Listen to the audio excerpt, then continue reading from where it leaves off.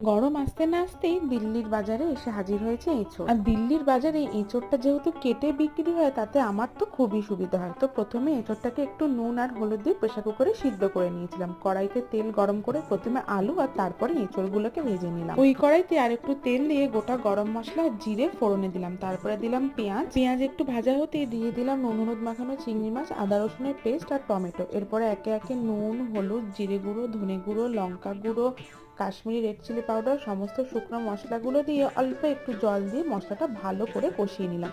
মশলা কষে গেলে পরে রাখা আলু আর এঁচোড়টা দিয়ে বেশ কিছুক্ষণ নাড়াচাড়া করে ঢাকা দিয়ে দেবো। এরপরে একটা মশলা বানাবো। জিরে, ধনে, মৌরি, গোলমরিচ, তেজপাতাটাকে শুকনো খোলায় ভেজে নিয়ে মিক্সিতে গুঁড়িয়ে অপরদিকে বারে বারে ঢাকনা চাপা দিয়ে এঁচোড়টাকেও মশলার সাথে ভালো করে কষিয়ে নেব। এঁচোড়টা কষে এলে পরে পরিমাণ মতো জল আর ওই ভাজা গুঁড়ো মশলাটা দিয়ে মিশিয়ে নিলেই তৈরি হয়ে যাবে একদম এঁচোড় চিংড়ি, যা অনুষ্ঠান বাড়ির স্বাদকেও হার মানাবে।